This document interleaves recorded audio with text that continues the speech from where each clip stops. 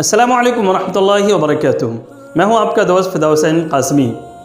آج میں آپ حضرات کے سامنے نماز کے چھوڑنے پر جو وعیدیں نبی اکرم صلی اللہ علیہ وسلم نے بیان فرمائی ہے ان میں سے چند مشہور احادیث آپ کے سامنے پیش کروں گا اور اس تعلق سے گفتگو کروں گا۔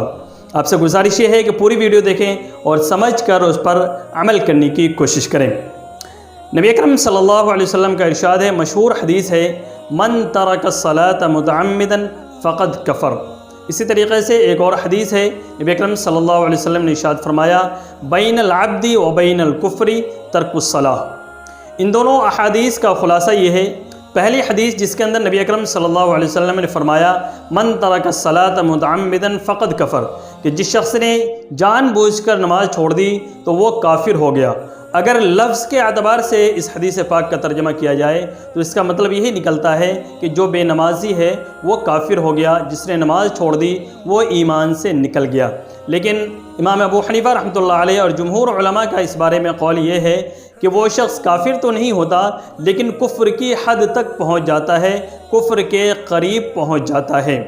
لیکن اس حدیث سے آپ اندازہ لگا سکتے ہیں کہ نماز کا چھوڑنا کتنا بڑا گناہ ہے۔ اسی طریقے سے دوسری حدیث جس کے اندر فرمایا بین العبد و بین الکفر ترک الصلاۃ، یعنی بندے کے درمیان اور کافر کے درمیان، مومن بندہ اور کافر بندہ، ان دونوں کے درمیان جو فاصلہ ہے، جو دیوار ہے، وہ کیا ہے؟ وہ نماز کا چھوڑنا۔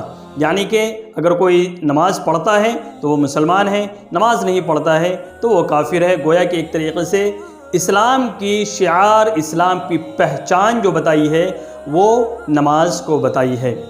ایک اور حدیث جس کے اندر نبی اکرم صلی اللہ علیہ وسلم نے ارشاد فرمایا، ابن حبان کی روایت میں ہے، من فاتتہ الصلاۃ فکأنما وطر اہلہ ومالہ، کہ جو شخص کو اس کی ایک نماز بھی چھوٹ گئی تو وہ ایسا ہے جیسا کہ اس کے تمام اہل و عیال، یعنی اس کے گھر والے اور اس کا تمام مال و دولت چھن گیا ہو، لٹ گیا ہو، برباد ہو گیا ہو۔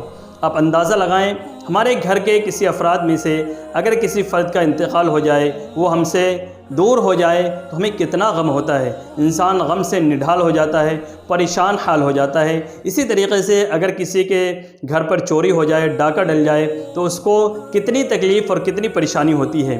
اور ایک وقت کے نماز چھوٹنے پر نبی اکرم صلی اللہ علیہ وسلم کا ارشاد ہے کہ وہ شخص ایسا ہے جیسا کہ اس کے تمام اہل و عیال اور تمام مال و دولت اس کا چھن گیا ہو، لٹ گیا ہو، برباد ہو گیا ہو۔ لیکن آج ہمارا اور آپ کا حال یہ ہے کہ ہم ذرا سی وجہ پر، چھوٹی چھوٹی وجہوں پر بہانے بنا کر کے نمازوں کو چھوڑ دیا کرتے ہیں۔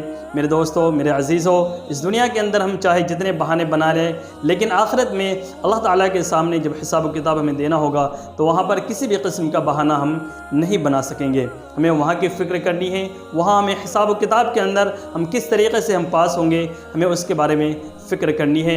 امید ہے آپ حضرات کو آج کی ویڈیو سے بہت کچھ سیکھنے کو ملا ہوگا، اور نماز کی ضرور آپ حضرات پابندی کرنے کی کوشش کریں، خود بھی پابندی کریں، اپنے گھر کے اندر جو بھی افراد ہیں ان کو بھی نماز کی پابندی کرنے کی دعوت دیں، ان کو بتائیں نماز کی کیا فضیلت ہے، اس کے چھوڑنے پر کیا وعیدیں ہیں، ان تمام چیزوں کے بارے میں تذکرہ کریں، اور آپ ہمیں بھی دعاؤں کے اندر یاد رکھیں۔ السلام علیکم ورحمۃ اللہ وبرکاتہ۔